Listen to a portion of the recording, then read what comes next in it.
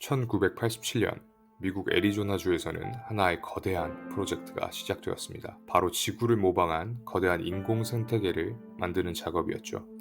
그 규모는 무려 12,750제곱미터에 이르렀고 돔 형태의 웅장한 건축물이 세워졌습니다. 물론 이를 건설하는 데는 천문학적인 비용이 들었지만 그만한 가치가 있는 시도였죠. 사실 인간은 오래전부터 화성 이주를 고민해왔습니다. 그러나 지구와는 전혀 다른 화성의 대기와 토양 때문에 과연 그곳에서 인간이 생존할 수 있을지는 여전히 미지수였습니다. 그래서 화성에 가기 전 지구에서 먼저 화성에 건설할 인공 생태계를 만들어 생활해보자는 실험이 기획되었죠. 이 실험의 가장 중요한 조건은 외부와의 철저한 단절이었습니다. 화성은 대기 대부분이 이산화탄소로 이루어져 있어 지구처럼 자유롭게 숨쉴 수 없는 환경이기 때문이었죠. 이후 인공 생태계 안에 함께할 동물들이 선별되었습니다. 가장 많은 수의 동물은 암탉이었는데 이는 계란과 고기를 동시에 얻을 수 있는 효율성 때문이었죠. 유일한 포유류로는 여우 원숭이가 선정되었습니다. 또한 생태계의 먹이 사슬을 최대한 정확하게 모방하기 위해 여러 유사종의 동물들을 투입했습니다. 한 종이 멸종하더라도 유사종이 그 자리를 대신할 수 있도록 말이죠. 1990년 8명의 대원과 3,800여 종의 동식물이 이 실험에 참여할 준비가 완료되었습니다. 그리고 1991년 그들은 드디어 2년간 완전한 격리 생활을 시작하게 됩니다. 그러나 입성한 지 얼마 되지 않아 큰 문제가 발생했죠. 바로 이산화탄소 농도의 급증이었습니다. 그 영향으로 나비와 벌이 사라졌고 이로 인해 식물의 수정이 불가능해지며 곡물 생산량이 급격히 줄어들었습니다. 심지어 닭들도 알을 거의 낳지 않아 닭에게 먹일 곡물이 더 아깝다는 말까지 나올 지경이었죠.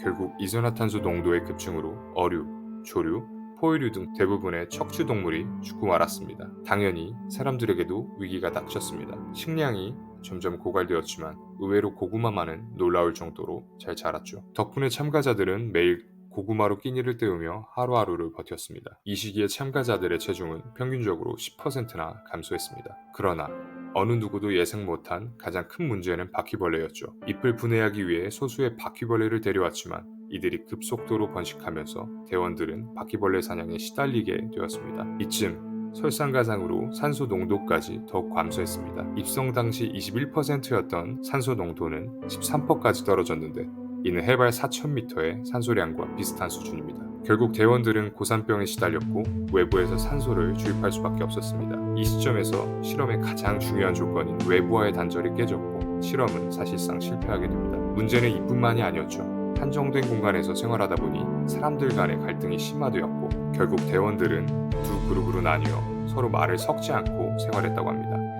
이러한 심리적 압박은 폐쇄된 환경에서 발생할 수 있는 또 다른 위험 요소를 보여주었죠. 1993년 마침내 실험은 종료되었습니다. 참가자들의 건강에는 큰 이상이 없었지만 실험 자체는 실패로 평가되었습니다. 그러나 과학적으로는 몇 가지 중요한 성과를 남겼는데 우선 완벽하게 밀폐된 공간을 설계했다는 점과 사용한 물을 전부 재활용했다는 점은 중요한 기술적 성과였습니다. 또한 이산화탄소가 바닷물에 녹아 산호에 영향을 미칠 수 있다는 사실, 그리고 미생물이 많은 산소를 소비해 이산화탄소 농도가 높아진다는 사실도 밝혀냈습니다. 이 실험은 비록 세간의 조롱을 받으며 실패로 끝났지만 그로부터 얻은 교훈은 여전히 값졌죠. 바이오스피어2는 단순한 실패가 아니라 인류의 생존과 지속 가능한 미래에 대한 중요한 통찰을 제공한 프로젝트였습니다. 이 실험이 우리에게 던진 질문들은 지금도 유효하며 우리가 앞으로 나아가야 할 방향을 다시금 고민하게 만듭니다. 우리는 이 거대한 실험이 남긴 교훈을 바탕으로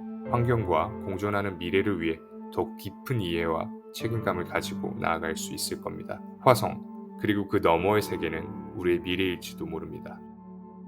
화성 좋아.